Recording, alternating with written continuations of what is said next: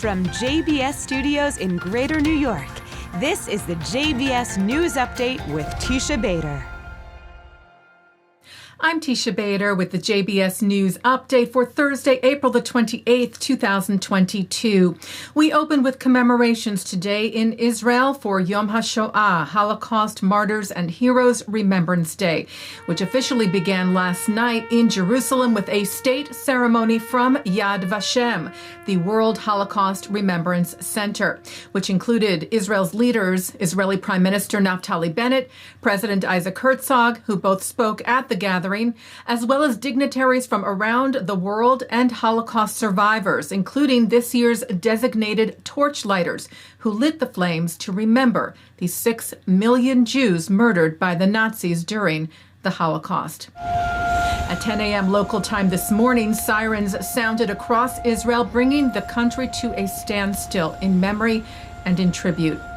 Commemorations today included a wreath-laying ceremony at Yad Vashem, attended by Bennett and Herzog, and at Israel's Knesset, the Unto Every Person There Is a Name ceremony, where Knesset members read out the names of Holocaust victims and lit memorial candles.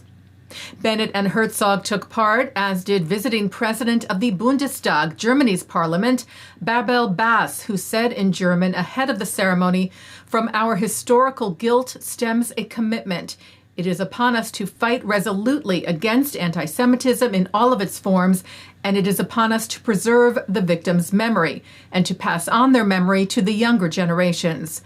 And we will broadcast the entire ceremony from Yad Vashem last night here on JBS tonight.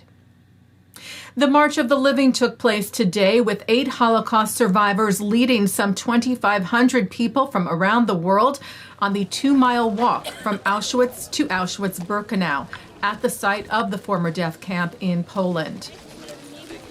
Among those participating, the president of Poland, Andrzej Duda, refugees from nearby Ukraine, and for the first time, an official delegation from the United Arab Emirates, as well as over 100 Arab-Israeli teenagers from the Atidna movement and a delegation from the organization Sharaka, with young people from Syria, Lebanon, Saudi Arabia, Jordan, Egypt, Morocco, Turkey, and more. President Herzog addressed the march via satellite, saying, "To deeply, existentially remember is to act on behalf of those who cannot. It is to speak up against anti-Semitism, hatred, bigotry, or racism. The State of Israel, established in the wake of the Holocaust as a guarantee that the Jewish people always have a home, will act to ensure Jews will never again be refugees. We will not allow the world to forget the depth of human cruelty executed by the Nazis and their collaborators. And we will march again next year." U.S. President Joe Biden shared a message this week for Yom HaShoah, where he said, "We stand with Jewish people in the United States, Israel, and around the world in grieving one of the darkest chapters in history."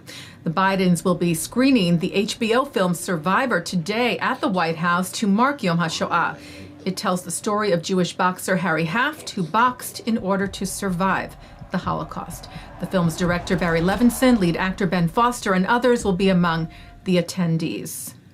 Well, 100 Holocaust survivors from around the world lent their voice to a special video for Yom HaShoah, organized by the Claims Conference, the Conference on Jewish Material Claims against Germany, with each survivor uttering one word in the 100 Words Project, asking the world to stand with them and to never forget. On Holocaust Remember Day, we asked the world to stand with us and remember. Remember. Remember. Taking a look now at our programming for tonight on JBS for Thursday, April the 28th. At 7 o'clock, I speak with Chairman of Yad Vashem, Dani Dayan, about the significance of Holocaust memory and of the annual commemoration.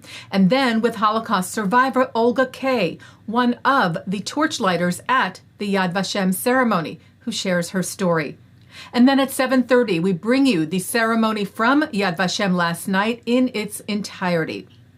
At 9, Mark Golub sits down with Holocaust survivor, the late Moshe Avital, on L'chaim, and then with survivor, author, and Nobel laureate, the late Elie Wiesel. And coming up next, it's Good Week, Israel. And that's the JBS News Update for Thursday, April the 28th, 2022. I'm Teisha Bader. Stay healthy, stay well.